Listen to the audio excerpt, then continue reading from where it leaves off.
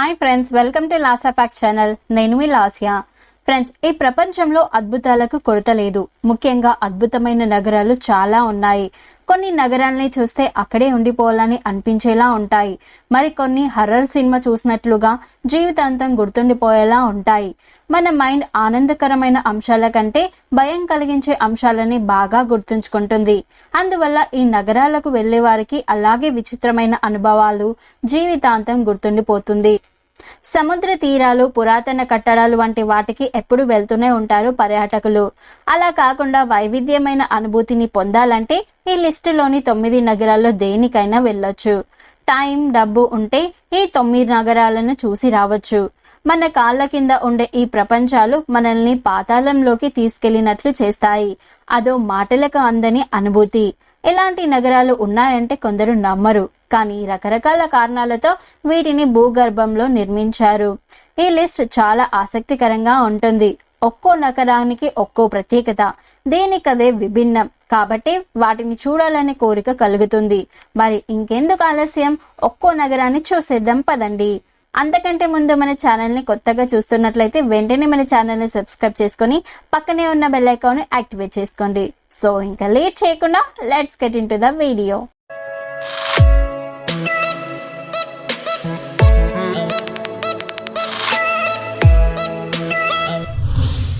Number 1. Friends, టర్కీలోని Derinkuyu underground నగరం ఇట్టే ఆకట్టుకుంటుంది. ఇక్కడికి వెళ్లిన వారు నగరం ఏది అని గైడ్ ని అడిగితే నీ కాళ్ళ కింద ఉంది అని అంటారు.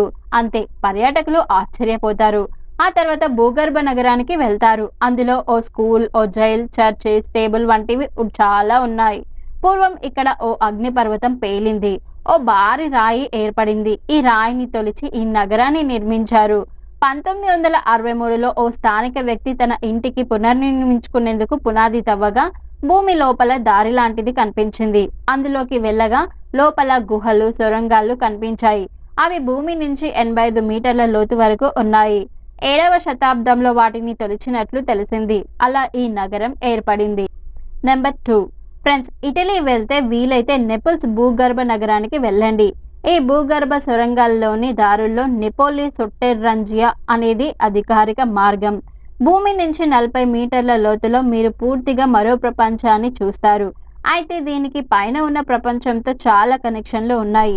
క్రీస్తు పూర్వం 4వ శతాబ్దంలో ప్రాచీన గ్రీకులు పైన ఉన్న నెపోలియన్ని స్థాపించేందుకు మెటీరియల్ కోసం తవ్వకాలు జరిపారు. ఆ తర్వాత రోమన్లు నీటిని నగరానికి సరఫరా చేసేందుకు ఈ సొరంగాన్ని వాడారు. ఇప్పుడు ఆధునిక నెపోల్స్ కి కిందన 450 కిలోమీటర్ల పరిధిలో ఈ భూగర్భ నగరం ఉంది. రెండో ప్రపంచ యుద్ధం సమయంలో ఇటలీలోని నెపిల్స్ నగరంపై భారీగా బాంబులు వేయగా 2 లక్షల మందికి పైగా ప్రజలు ఈ భూగర్భ నగరంలో తలదాచుకున్నారు. నెంబర్ 3. ఫ్రెండ్స్, పోలాండ్లోని విలిక్టికా స్టాల్మైన్ యునెస్కో ప్రపంచ సాంస్కృతిక సహజ వారసత్వ సంపద. ఇదో అందమైన భూగర్భ గ్రామం. పేరుకి గ్రామమే అయినా ఇది నగరంలా ఉంటుంది. ఇక్కడి గనిని దాదాపు 7 శతాబ్దాల పాటు ఉపయోగించారు. అంతకాలం తవ్వకాలు కూడా జరిపారు. దాంతో రాను రాను ఈ గని చాలా పెద్దదయ్యింది.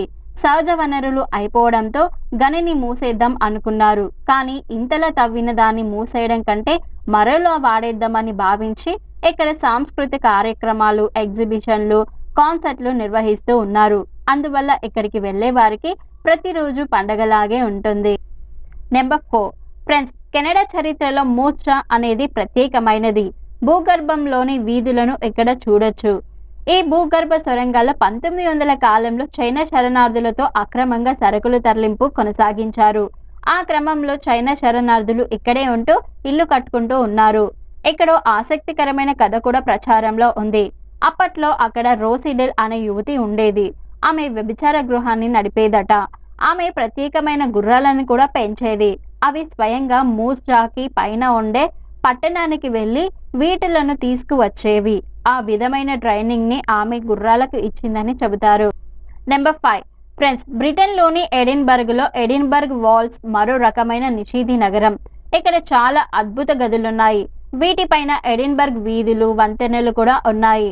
వీటికి హాని కలగకుండా ఉండాలన్న ఉద్దేశంతో కొన్ని వందల ఏళ్లుగా ప్రజలను వీటిలోకి అనుమతించట్లేదు.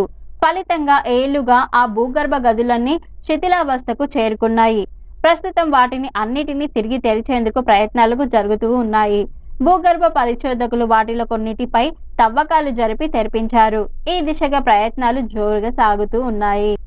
నెంబర్ 6 ఫ్రెండ్స్, ఉత్తర ఫ్రాన్స్లోని నావర్స్ అనేది భారీ సొరంగాల నెట్వర్క్. ఈ భూగర్భ నగరం కొన్ని శతాబ్దాలుగా స్థానికులకు షెల్టర్ లాంటిది. ఇందులో 36,000 మంది దాకా ఉండొచ్చు. మొదటి ప్రపంచ యుద్ధం సమయంలో బ్రిటిషర్లు, కెనడా, ఆస్ట్రేలియా సైనికులు దీన్ని చూశారు. ఇక్కడ తాత్కాలికంగా నివసించారు. వారు ఇక్కడి గోడలపై 3,000 గ్రాఫిటీలను వేశారు. ఇప్పటికే అవి అక్కడ కనిపిస్తూనే ఉన్నాయి. ప్రపంచంలోని పెద్ద సొరంగాల సమూహాల్లో ఇది ఒకటి కావడం వల్ల దీన్ని లేఅవుట్ చాలా అందంగా ఉంటుంది. ఈ నగరం అంటే ప్రపంచ టూరిస్టులకు చాలా ఇష్టం. నెంబర్ 7 ఫ్రెండ్స్, అమెరికా పోర్ట్లాండ్లోని షాంఘై టన్నెల్స్ని 1940కి ముందు వాడేవారు. కానీ ఇప్పుడు అది వాడట్లేదు. ఈ సొరంగాల ద్వారా ఆహార పదార్థాలు, సామాన్లను తరలించేవారు. ఓ నది నుంచి వీటిని తరలించేందుకు ఈ సొరంగాలు బాగా ఉపయోగపడేవి. ఫలితంగా రోడ్లపై ఉండే కార్లకు ట్రాఫిక్ జామ్ సమస్య ఉండేది కాదు. అయితే ప్రస్తుతం ఎక్స్పోర్ట్ చేయాలి అని అనుకునే టూరిస్టుల కోసం ఈ సొరంగాల్ని చూపిస్తూ ఉన్నారు. అయితే ఇవి ఎక్స్పోర్ట్ చేయడానికి మంచిది కాదని నిపుణులు అంటూ ఉన్నారు. ఎందుకంటే కొన్నేళ్లుగా ఈ సొరంగాలు కూలుతున్నాయి, అనుకోని విపత్తులు జరుగుతూ ఉన్నాయి. కాబట్టి ఒంటరిగా వెళ్ళొద్దు అని అంటూ ఉన్నారు. నెంబర్ 8 ఫ్రెండ్స్, చెక్ రిపబ్లిక్లో 13వ శతాబ్దం నుంచి 19వ శతాబ్దం వరకు తవ్వకాలు జరగడంతో పిల్సెన్ హిస్టారికల్ అండర్గ్రౌండ్ అనేది మధ్య యూరోప్లో అతిపెద్ద సొరంగాల నెట్వర్క్లలో ఒకటి అయింది. ఈ సొరంగాల్ని నీటిని నిల్వ చేసి తరలించేందుకు, అలాగే డ్రైనేజీ కోసం తవ్వారు. కానీ కాలక్రమంలో వీటిని వాడటం మానేశారు. అయితే పురాతత్వవేత్తలు వీటిపై ఫోకస్ పెట్టి వందల ఏళ్ల ముందు నాటి ప్రజలు వాడిన వస్తువుల్ని వెలికి తీస్తూ ఉన్నారు. అలాగే పర్యాటకులు కూడా ఎంతో ఆసక్తిగా ఈ గుహల్లో తిరుగుతూ ఉన్నారు. వందల ఏళ్ల కిందట ప్రజలు వాడిన నీటి చక్రం లాంటి నమూనా చక్రాన్ని ఇక్కడ కూడా మీరు చూడొచ్చు. నెంబర్ 9 ఫ్రెండ్స్, ఇటలీలోని ఓర్బిటో భూగర్భ నగరం చాలా ప్రత్యేకమైనది. సాధారణంగా భూగర్భంలోకి వెళ్తే ఆక్సిజన్ సరిగా అందదు, ఉక్కపోత బాగా ఉంటుంది. కానీ ఈ నగరం మాత్రం చాలా చల్లగా ఉంటుంది. 2500 సంవత్సరాల కిందట సొరంగాలు, గుహలతో దీన్ని నిర్మించారు. లోపలికి వెళ్ళినప్పుడు ఎన్నో మలుపులు కనిపిస్తూ ఉంటాయి. రకరకాల గదులు లాగా కనిపిస్తాయి. నగరం పైన ఆధునిక నిర్మాణాలు ఉండగా లోపల ప్రాచీన నిర్మాణాలు ఆకట్టుకుంటూ ఉంటాయి. ప్రత్యేక పర్యాటక అనుభూతి కావాలి అని అనుకునే వారికి ఇక్కడికి వెళ్ళి ఆ అందమైన సొరంగాలను చూడొచ్చు. సో ఫ్రెండ్స్, చూసారు కదా ఈరోజు వీడియో. ఈ వీడియో నచ్చితే లైక్ చేసి షేర్ చేయండి. అలాగే ఈ వీడియో మీద మీ అభిప్రాయాన్ని కామెంట్ బాక్స్లో కామెంట్ చేయండి. అలాగే నా ఛానల్ని సబ్స్క్రైబ్ చేసుకుని నాకు సపోర్ట్ చేయండి. Thank you.